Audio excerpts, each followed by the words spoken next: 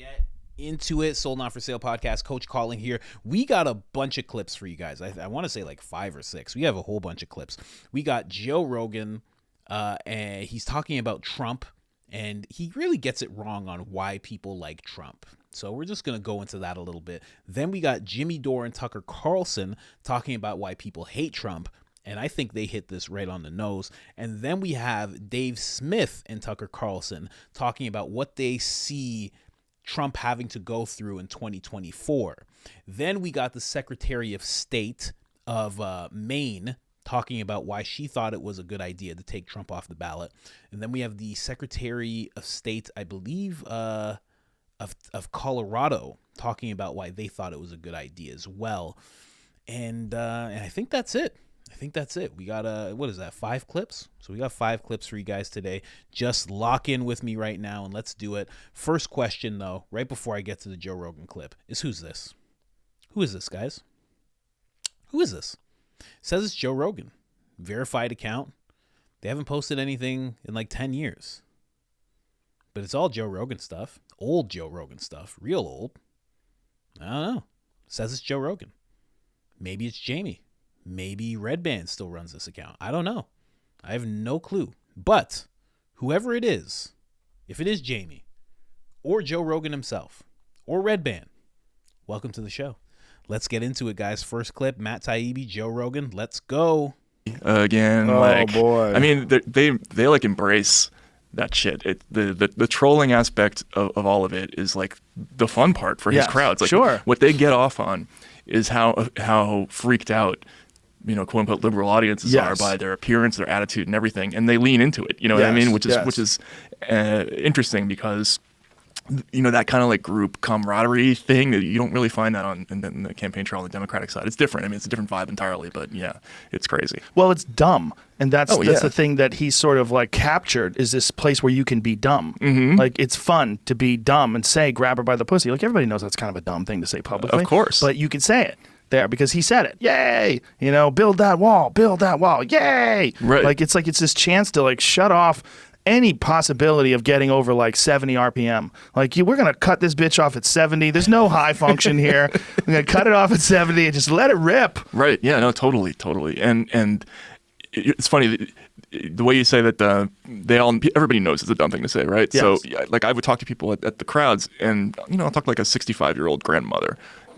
And you say, do you agree with everything that Trump says? And like almost to the last, they all say, well, I wish he hadn't said this particular thing. Right. But they're all there chanting, you know what I mean? Yes. Like they're all into it. And the crowds they're so huge. Like I was in Cincinnati and I was late to one of his events and I made the mistake that I couldn't drive in because they blocked off all the bridges. If you've ever been there, right? I was on the Kentucky side.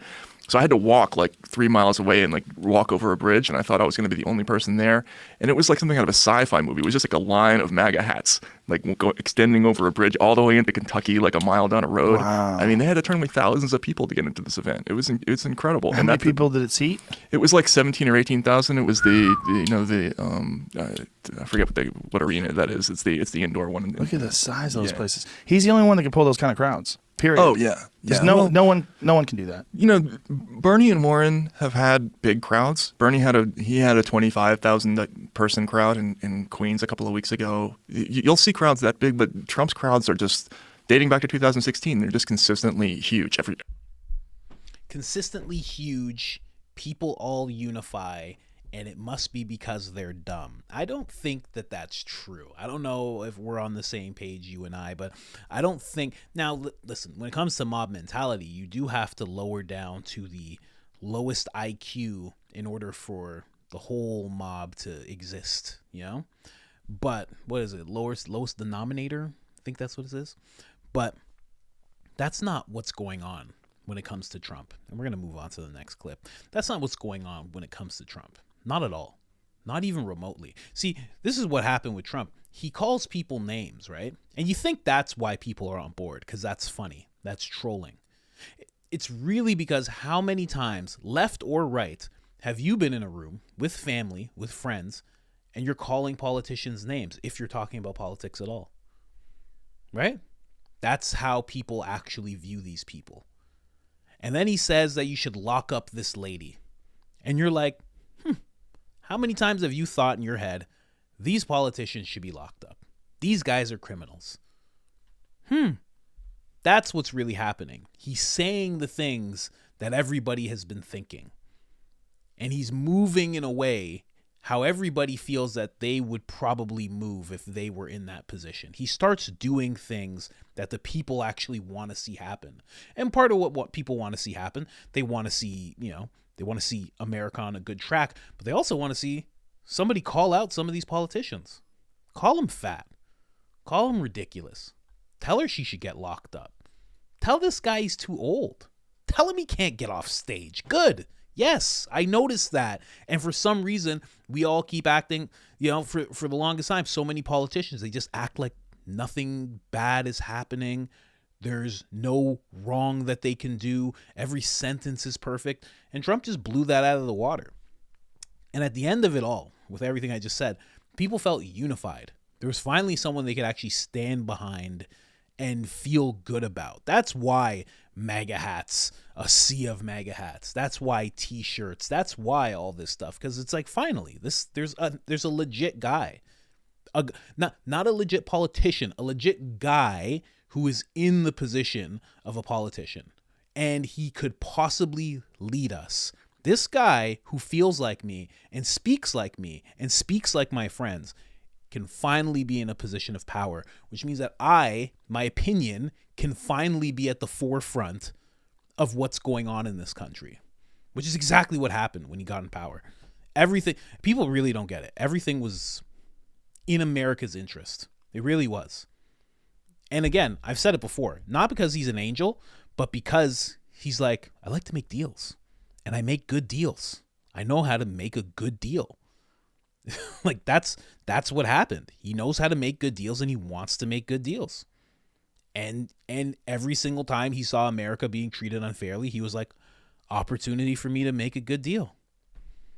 That's what's really going on. To just say it's just, it's because it's dumb, or this is what they get off on. They get off on the left looking at them and being weirded out or freaked out. Like, that's not what it is at all.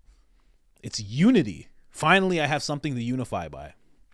Unify with. Finally, I have somebody that I can actually walk behind and feel confident about. Every other time, it's always been this robot. Always. You ever seen, like, people, we all loved Ron DeSantis at the beginning when you heard he was running. But you ever see him answer questions? Like, I saw him, like, this kid was asking him a question, and he went like this. He went, and literally, the kid was talking for a minute and 30 seconds. For a minute and 30 seconds, he was standing like this. He didn't move. He didn't blink. Like, what is this? You ever seen Biden walk? You're like, what's going on? Are these guys even real people?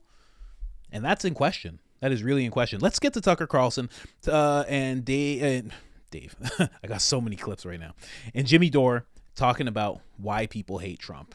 And of course, Jimmy Dore is going to rant. Tucker is going to rant. And they're going to be on point. Believe me. Let's go. Like when people were protesting DAPL, they said they were echo terrorists. And so that all they have to do is say you're a terrorist, and they can throw you in jail indefinitely. They can shut down your bank account. They can do anything they want. And then thank God to Barack Obama. And they say Trump is the guy who's the enemy of democracy, that somehow Trump is the threat. Now, my theory is that why they hate Trump so much. By the way, you're right that they hate democracy. What's the two biggest Democratic actions that have gone against the establishment in the last 10 years? Trump being elected and Brexit. And they hate both those things. Yeah. And they can't let people have democracy. So they do it's such a great you accuse your enemy of the thing you're doing. Trump is going to take away your democracy. No, you're the one taking away my democracy. Trump is going to prosecute journalists. No, you're the one who's trying to kill Julian Assange. Barack Obama was the one who used the Espionage Act more than all the presidents preceded him to prosecute journalists. It was Barack Obama who did that. Wasn't Trump. All right. So the exact opposite is happening. And people, go ahead, Kurt, you want to say something? Trump and Brexit, that was like their citizens voting for Hamas in their eyes. That's right. Like us in 2006. That's right. We gave you a vote and you voted Hamas. You voted wrong. So my theory on why they hate Trump is twofold. because they all love Trump, right? My whole life he was invited on every late night talk show. He was on the cover of every magazine. They gave him his own television show for 10 years. They gave him Emmy nominations. Every star from Hollywood came and bent the knee and called him Mr. Trump. They all golf together. Their kids are all best friends. They all go to each other's third and fourth weddings. They all got on jets and fuck kids. Island. So why do they hate Trump now? Why? And my theory is they hate Trump now was because he ran on an anti-interventionist platform and won, and then actually was an anti-interventionist. He is the only president of my lifetime didn't start a war. And then he actually told the truth about our foreign policy. They asked him, why are you leaving troops in Syria? And he said, for the oil. And you can't do that because the whole world saw the president of the United States just give the game away of our foreign policy, which has been for the last 50 years, which was we invade smaller countries, we steal their natural resources, and we give it to Western companies. Do you agree that's why they hate Trump? There's literally no question about it. I watched it happen. I mean, I knew Bill Kristol well. I worked for him for 5 years in the 90s. And I remember very, very well. It was the winter of 2016. Kristol didn't like Trump, but he didn't hate him. And he was writing about it all the time. And maybe there's a way we can work with Trump. Looks like he's going to be the nominee. And, we can do this. And I don't mean to single out Bill Kristol. He's obviously sort of sad old guy at this point, but he kind of represents the mindset of a lot of people in Washington, particularly in the foreign policy world. So that's exactly where he was until the night of the Republican primary debate in, I think it was Columbia, South Carolina. Yes. It was in Greenville, South Carolina in 2016. And that's the debate at which Trump said to Jeb, like, your brother lied and got us into war. And that war was a disaster, the Iraq War. Well, I'll never forget it as long as I live. And all the morons on TV, political reporting is the easiest kind of reporting, so it tends to draw lower IQ people and much more conventional people. And they're all like, "Oh, that's the end of his campaign." South Carolina has the highest percentage of military veterans of any state, and they're going to hate that. And I remember thinking, I think they'll probably love it. Like the guys whose lives were destroyed by these wars, who didn't see, went on 3 or 4 tours, didn't see their kids get divorced or got injured or killed. Like they know how pointless that was better than anyone else in the country. And of course, that was true. And he won the South Carolina primary. But the takeaway in Washington was this guy must be stopped. That's the red line. And I didn't realize it at the time. I had no idea. I had a lot of theories about what the red line was, but I didn't realize that it was criticizing neocon foreign policy because I thought that foreign policy was completely discredited. I mean, I thought people like Liz Cheney or, all the Paul Wolfowitz, all the people who pushed that nonsense, Victoria Nuland, I thought that they were like in exile. I never imagined they would be back to run everything because their track record was just an unbroken chain of disasters that hurt our country. And I'm just way too literal, I guess. But it turned out not only were they back, they were never not back. They were always in charge. And Trump, that's the thing he did. And they have never forgiven him for it. When he questioned NATO, why do we have NATO? And I thought, man, why do we have NATO? I still don't know the answer. Of course, to cause untold mischief around the world, to degrade our power, drain our treasury, kill people. I mean, NATO is indefensible as currently constituted. But when he said that, then they were like, I thought they might assassinate him for saying that. You can't criticize NATO. What if the Soviets invade Germany? It's like so demented. With cheap gas. What if they? with cheap gas and pretty women. Whoop. I never forget after that debate. I was watching the talking heads afterwards, and Charles Krautheimer said that Trump's campaign is over because you can't go against the Iraq war. And I was like, "Are you nuts? People are cheering in the streets for him saying that." And of course, I mean that's the kind of exactly what you said. I couldn't believe Charles. I'm like, wow, I knew he was a shill for the establishment, but that was like over the top. That was amazing. So now. You took but they all believed it. That was the thing. It was so bad. Yeah. David Frum is still going. Man, this is a great interview. Definitely check it on out. Jimmy Dore, Tucker Carlson. It's on the Jimmy Dore show. Oh, man. I really hope he doesn't reschedule this time. I got an interview with Jimmy Dore. And, this is the 2nd of January. It's on the 4th. Hopefully it goes through. He was a little sick before. Hopefully he's all good. But, yeah, man. I think they hit the nail on the head. He He just confronted every single thing that a politician, one of these people who was born and bred and had to climb up the ranks and did all the things behind closed doors that these people have to do, has to bow down to every donor that they all bow down to. He didn't have to do any of that. And he just decided, I'm just going to be disrespectful to agencies, to the establishment, to other politicians, to the people in my own party, my so-called party. I'm just going to disrespect all of it. Because here's the thing. He had contempt for all of it. And that is what the people, sadly, that is what the people have. Who doesn't have contempt for politics, for politicians? Think about it, left and right. Because if you're on the left, you probably have a lot of contempt for people on the right. And if you're on the right, you probably have a lot of contempt for people on, you know what I mean? So, of course, you see this guy doing these things, calling out these wars. Anybody who's all anti-war, they loved it. He's calling out politicians. Anybody who's just straight up like, I don't trust any politicians, they loved it. He did everything that you feel like you would do if you were like the hero in the movie. And all of a sudden the hero has to run for president and he's doing it. And he just did everything he was supposed to do. And then again, to bring up again, when he actually got in office, he definitely didn't do everything he said. He didn't pardon Julian Assange. He didn't release, he didn't declassify the Kennedy files. Like, you know, there's things he didn't do, but there's a lot of things he did do. And I really should make a video on it, because I've watched interviews with at least 5 different world leaders talking about how amazing his foreign policy was. But yet when it comes to America, nobody knows. Nobody knows. It's weird. Even people who support him, nobody knows how great it was. The news never talks about it. Nothing. It's so weird. It's one of those things that 20 years from now, people will be like, oh, that was great foreign policy. Yeah. Who was it? Donald Trump? Who is that? Is that Emperor Barron Trump's dad? Yeah. Oh, I didn't know that. It's one of those things. It seriously is. But yeah, Jimmy Dore, Tucker Carlson, very on points. We got another clip. We got Dave Smith and Tucker Carlson. These are things you didn't even know existed. Okay, let's be honest. Okay, I'm bringing it to you today.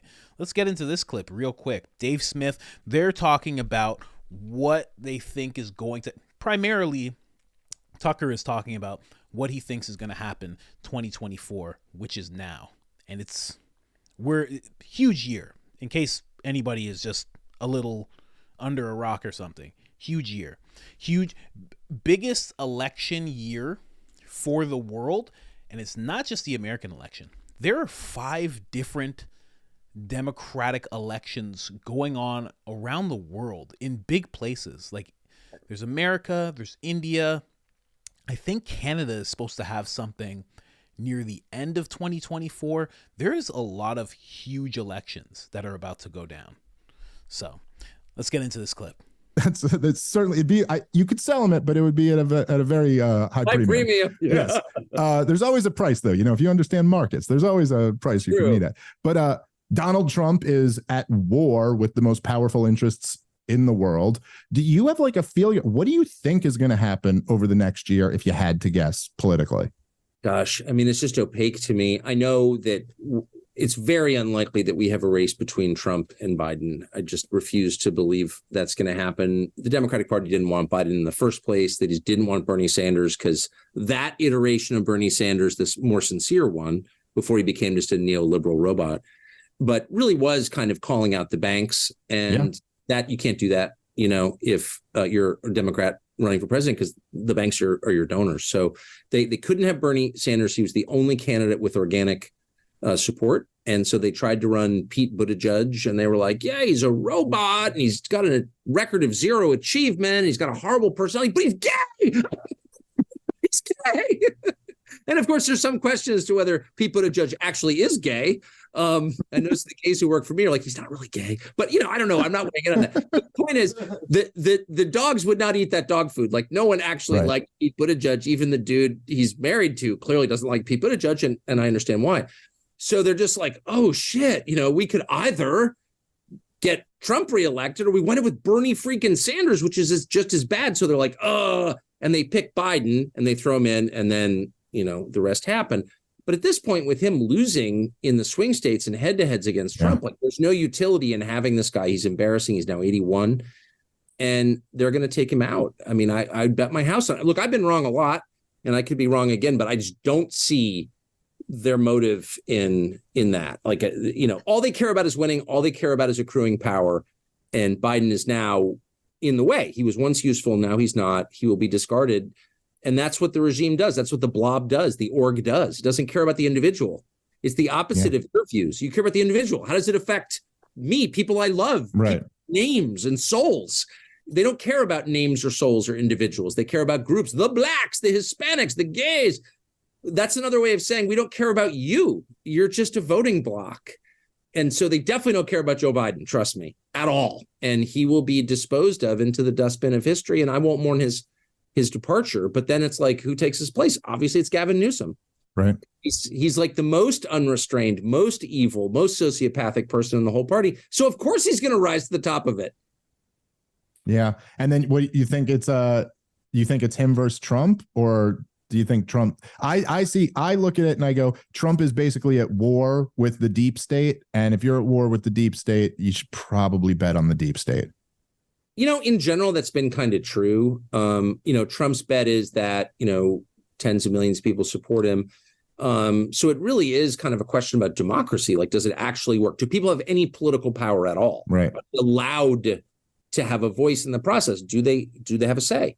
And Trump's betting that they do. I mean, I just will say this. I just keep arriving at the same kind of banal conclusion, which is this next 12 months, we're at the end of November 2023. By the end of November 2024, it's going to be a different country. And I really feel that strongly. I mean, of course, I hope I'm wrong. I don't, as I've said, I don't like radical change, but I think we're getting it. Yep. Definitely. Well said by Tucker Carlson. And that brings me to the next point and the next person that I'm going to have in this clip, which is, Sheena Bellows, Maine Secretary of State. If you don't know, Maine decided that they should take Donald Trump off the ballot. And, we can all say the reasons and we can all say the obvious reasons that we feel. But I think it's fair to actually have her say what the reasons are, say how she felt about it and why she came to this conclusion. I will say, before I let her speak, they are trying to, one person is, I believe, Congressman, someone right now in their government is moving to impeach her because of this decision.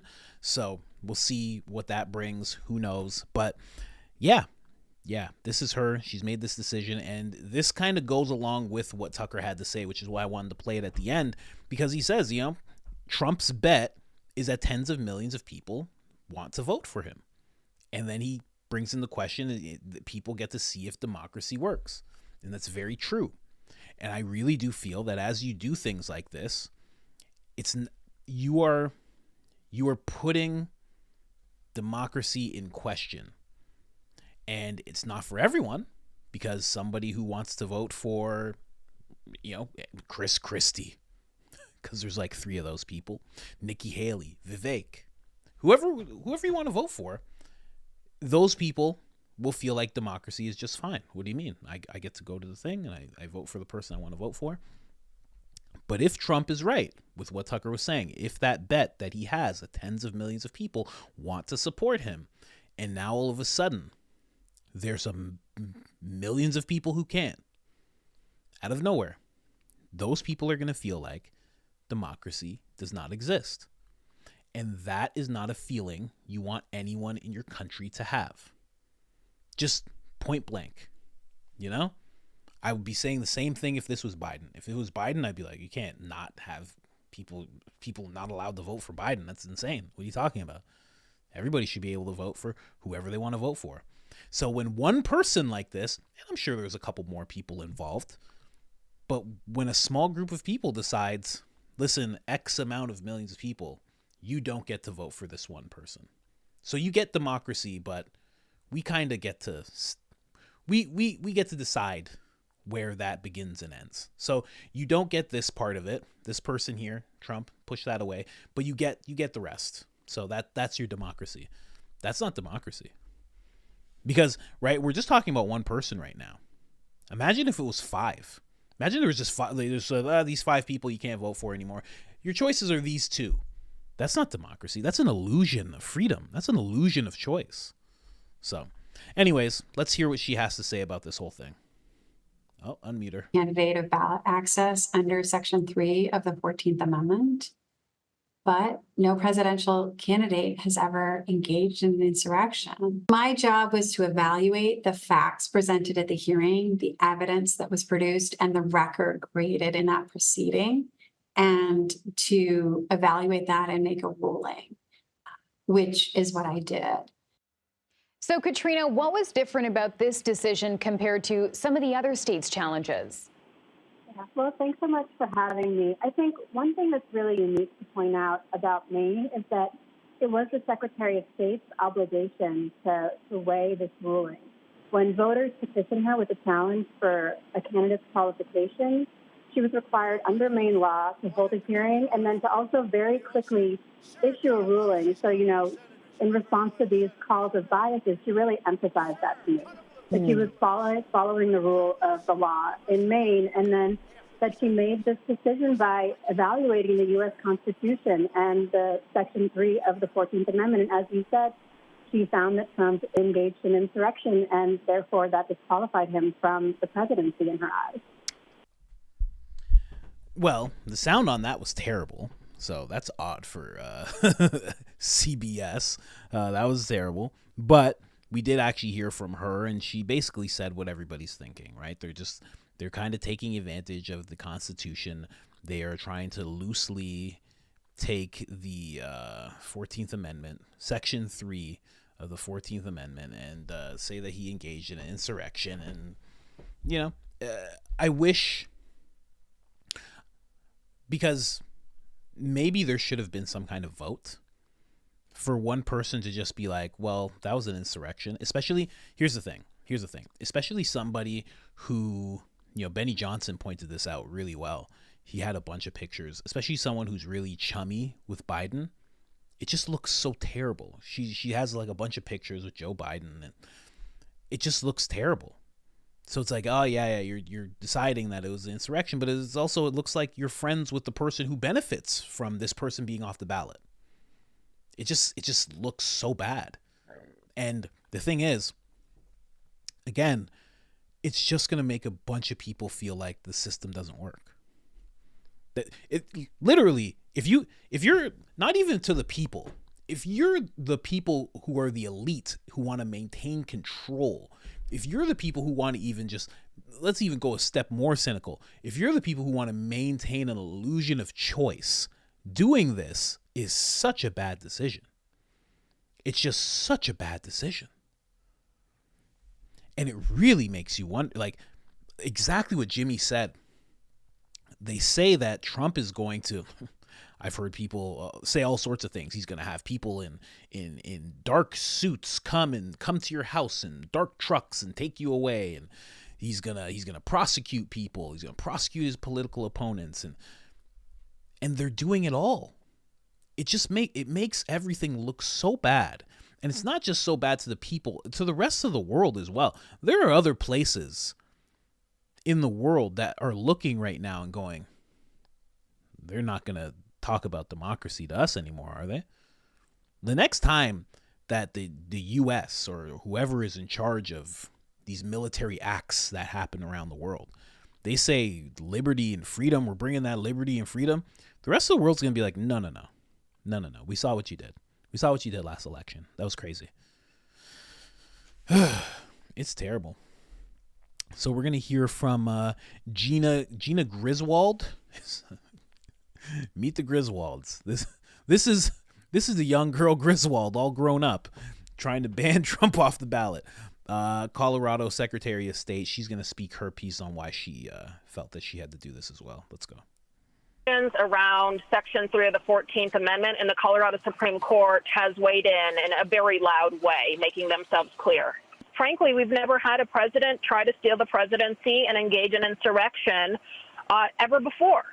So Trump's actions are unprecedented. The Colorado Supreme Court confirmed that the district court got it right, that he did engage in insurrection. I think Section 3 of the 14th Amendment has to apply to the presidency, because if not, it's a get-out-of-jail-free card. And a country of laws where no man is above another, we can't have one office be able to do whatever they want when it comes to rebellion and then be able to be seated in office again. None of this seems very American. Tucker Carlson again. He has that right. None of it seems very American. It just seems everybody can tell what you're doing. Even people on the left can tell what you're doing, and that's not a good thing. It's just not. It's such a bad standard to set. And then also they're like, well, you know, that's what Trump's gonna do. And it's like, you're doing it right in front of everybody. And you're just saying that's what he's going to do. And that's why everybody should be afraid and not want him in office. It's very, very odd. But I just wanted to play those clips for you guys. Have also this here. Boom. Yeah, he's removed. But this, more importantly, keeping Trump off the ballot, hurt or help democracy? That's what I want you in the comments to comment on. You think this is going to hurt or help democracy? And one and all, if you don't support Trump and you think he's a criminal, comment. I want to know, because I think this is going to hurt tremendously. Think about my wife and I were doing research, and there are a dozen, if not more, other states. I think it was 21, so now it would make it 20 now that Maine has come to their decision. 20 other states. Imagine they all get in, and it's what? It ends up to being 22 states altogether. Say that this person can't be on the ballot. That's going to be a lot of people who are going to feel like democracy doesn't work. What are people going to do if they feel like democracy doesn't work? Do you think they're just going to line up like, well, okay, I'll vote for who I can? That's not fair. That's so unfair. Yeah, I had a guy, but they took him off the ballot because there's some rule and he didn't actually do it, but they say he did, and and we all know it, but it's just the way it is. So I'm just gonna vote for Vivek. Good for Vivek, but Vivek's gonna take himself off that ballot now. So now he's gonna take himself off the ballot in Maine and in Colorado. Every single place that Trump's off the ballot, he has decided to take himself off the ballot. And no one else is going to do that. I don't know. Things like this. See, just a regular election, there'd be a lot of tension in 2024. And it would be like, wow, this is going to be a real deciding factor. And we already thought that before all this. But now as this keeps happening, if this keeps happening, it's going to unveil a lot more. See, before it was just, well, hopefully my guy gets in and hopefully this guy gets in. But now it's going to be, people aren't going to forget that happened.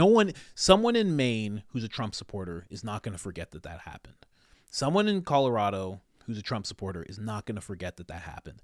Even if they want to vote for the next person next time, they're always going to have this disillusion. And who knows what that spawns. You know what I mean? And forget about those two places. Other people in other states are going to look at this and go, okay, I see what happens. So it's democracy as long as they are in a good position. It's so crazy. So crazy.